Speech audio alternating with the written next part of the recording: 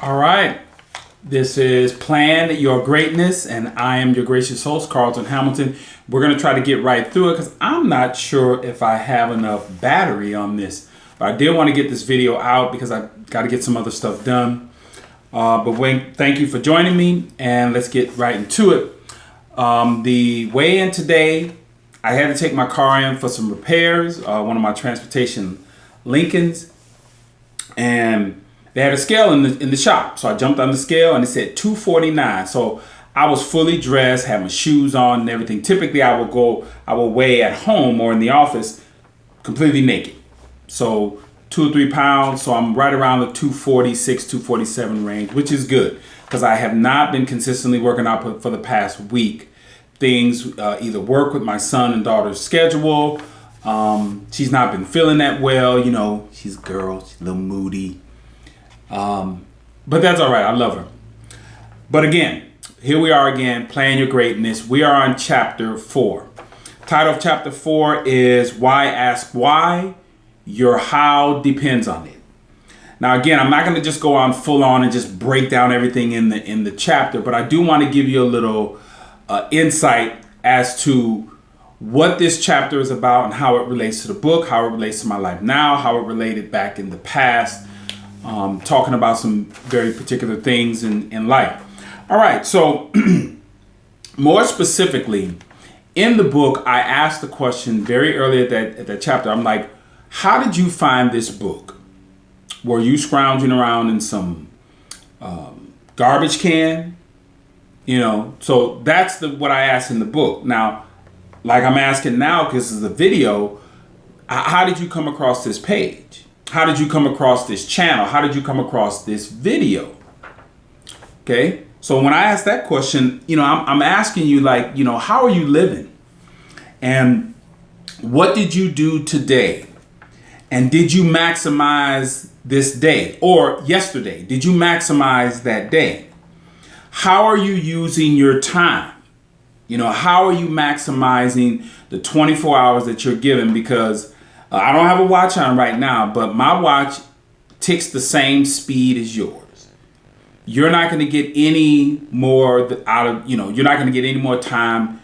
Your 24 hours is the same as mine. Okay, so you want to ask yourself, and I do this in the book, I said, why are you here?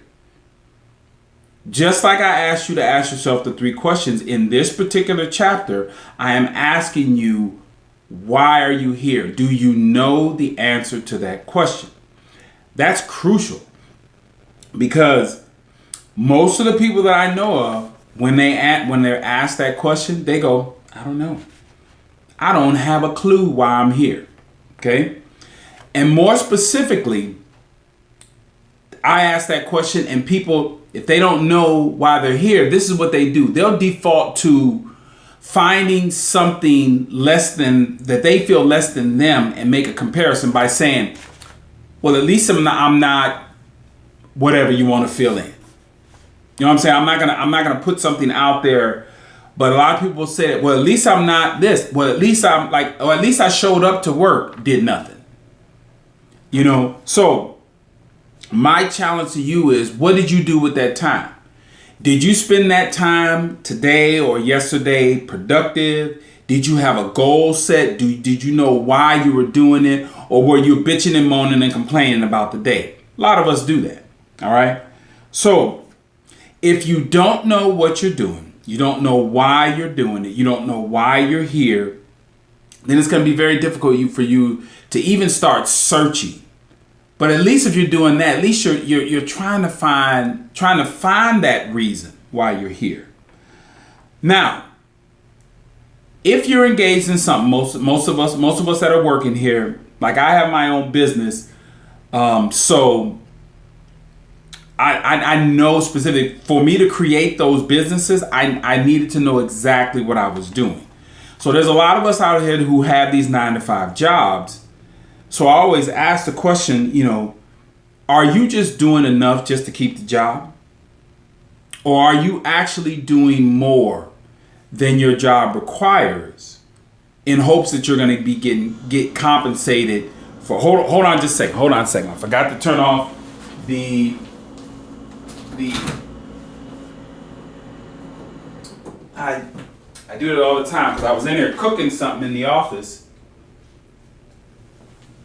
and I forgot to turn off the refrigerator. All right, gotta keep some goods over here nearby in the office when I get a little hungry. All right, so what are you doing? Are you at your job just enough just to get by? Okay. And those are the individuals that once I start talking to companies, those are some of the most crucial points I'm gonna ask. What are you doing?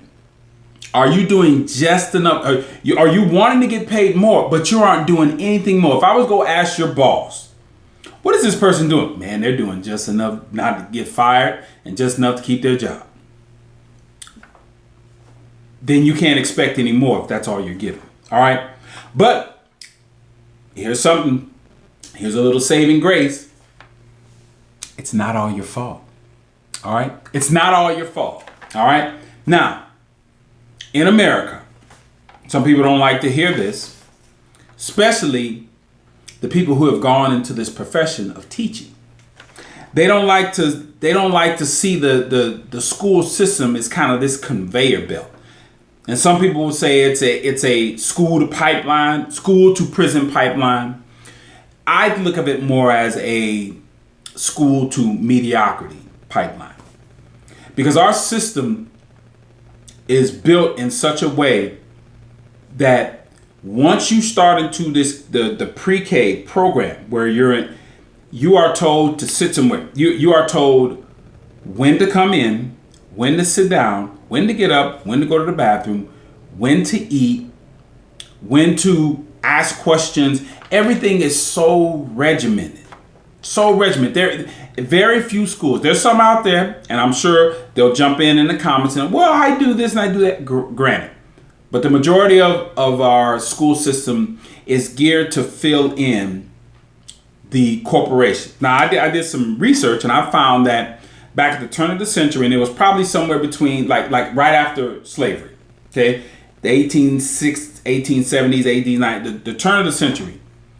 I found something that said there was like over 90% of people were like entrepreneurs, okay, owned their own businesses, had something that they were selling to make their bones. Now we look at it now, that number is completely flipped. We only have 2% of the population that are now entrepreneurs.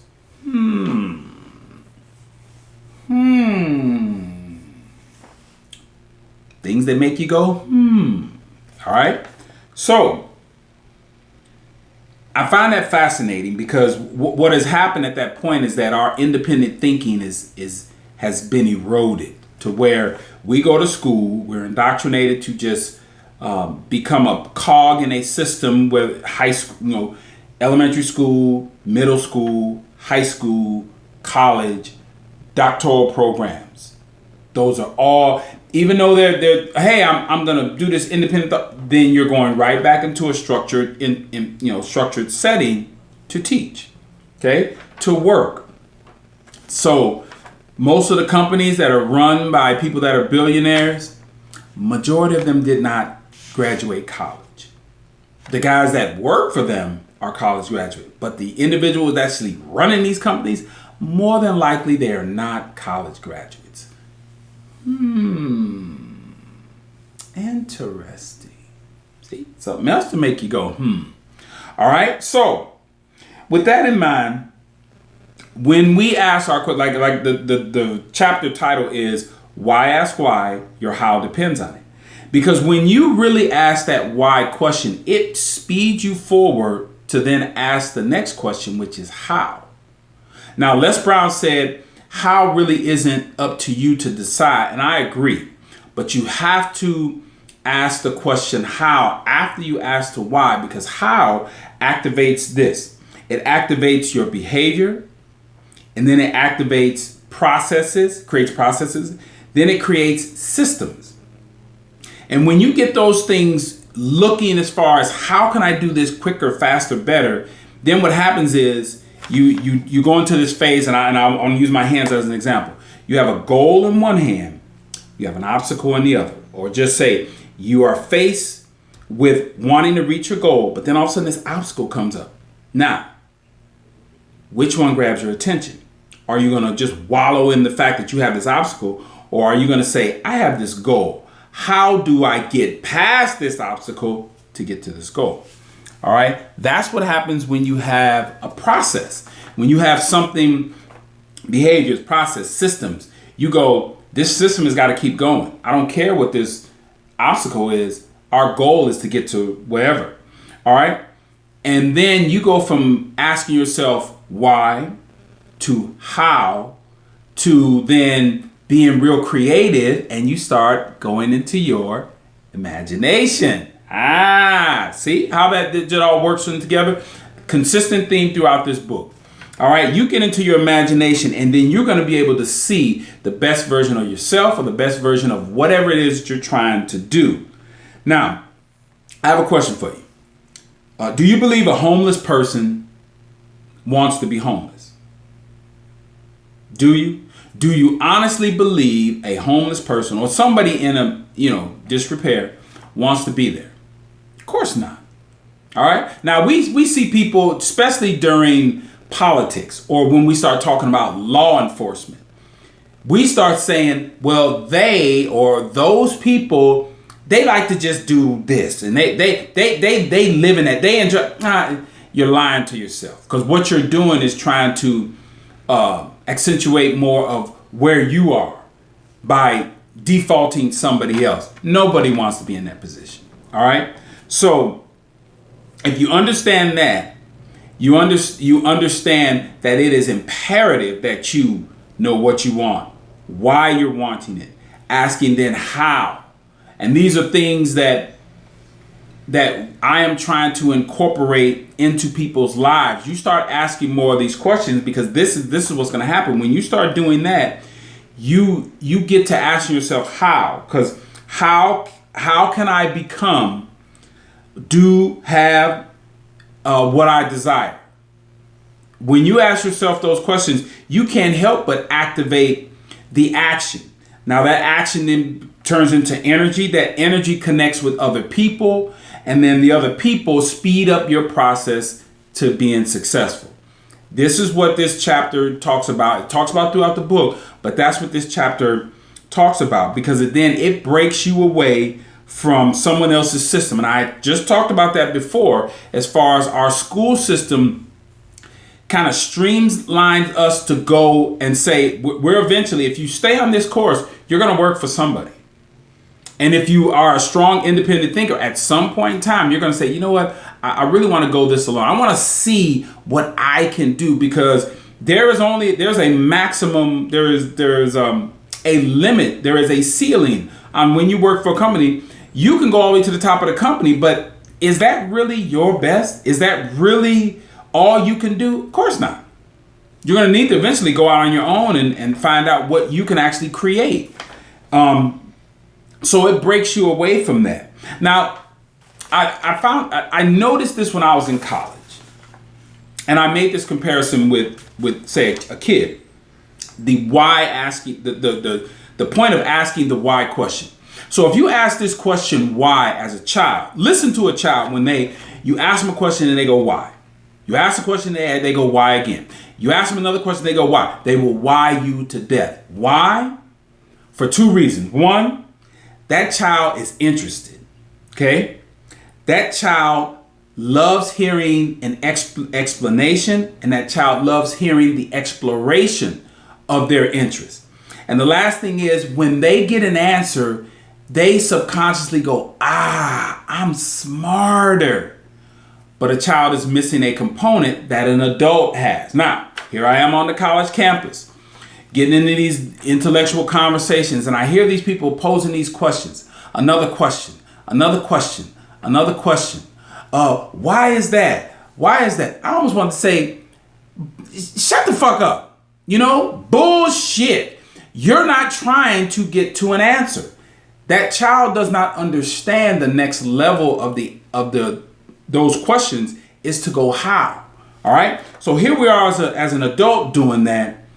In my opinion, you're procrastinating because you don't want the answer. I know people that never wanted to graduate college. They just want to keep taking class, keep it. Same thing in their conversation. They want to ask why questions. They want to ask, they never want to get to how, because how, as I said before, it creates behavior, moving in that direction, processes, and it creates system that now you can repeat that. And you can monitor progress, see which way you're going by asking how and why. All right? Those adults didn't want to do that. Unlike the child wasn't equipped to get to that point. So if you just ponder that for a little bit as far as the understanding of where we're going with that.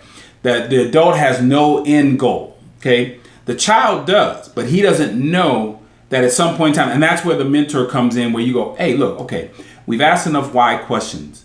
Now, if you really want to know what this person is doing, let's go ask some how questions. Let's follow this along and see. All right. Now, the last part I want to hit on, just so we can close this video out before it gets too long, is that when we ask ourselves why, and we followed up with how questions, it's going to put us in this 3D state. Okay, where these three parts of our mind and our experience are going to converge. Our memory, which is our past, our imagination, which is our future, and the present today. All right, so here's what happens. We start asking these questions.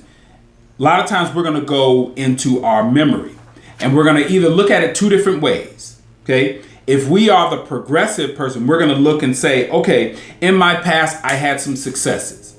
All right. I know there's some things that I can do.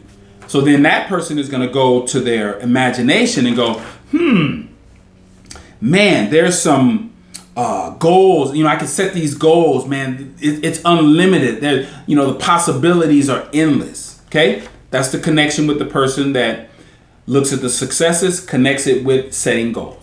Now, on the other hand, there's going to be people that go into their memory and they're going to go, man, I sucked. I was a failure. I have a lot of regret. There's just things I just did not do. So then when they make the connection to their imagination, the future, they're going to go, it's going to suck.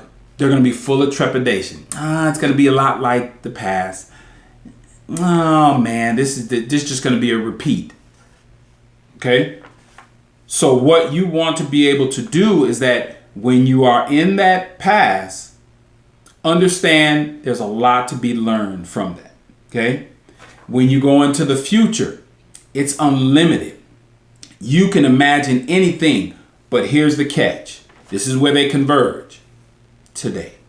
Because I don't care how good your past was or how bad your past was. I don't care how scary your future looks or how bright your future looks. The only way that you can adjust the past to make it, when you look back on it, it looks more favorably, or that when you are looking at the future, that it doesn't look so scary and there's opportunity, you still got to come to now. You still got to come to today and get busy with your plan and work that plan so that it changes your future. And that when you look back on it, you can look at the things that you've grown upon. That bad past is still going to be there. Those successes are still going to be there. But when you want to be able to look and just say, yep, I learned from those. I built on it. Created a better past.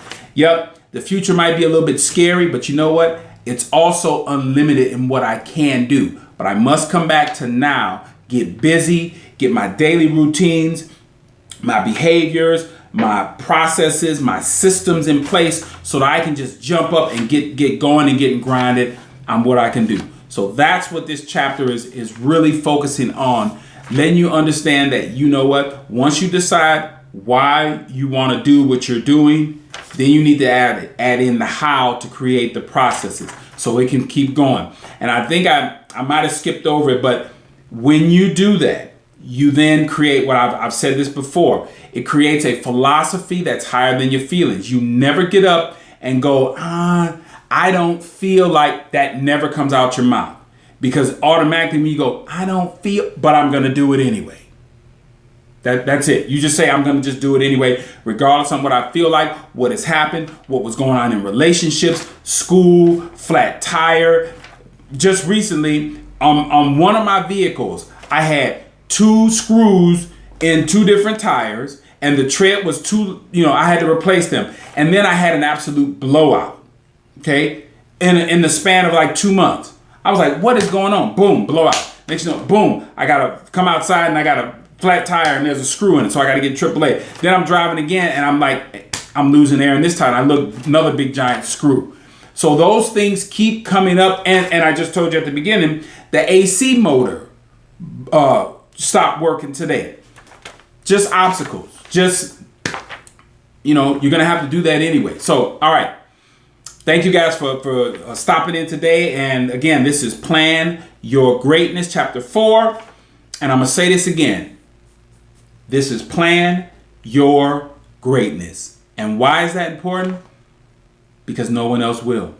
All right. Thanks for joining me, and I will see you guys all next time.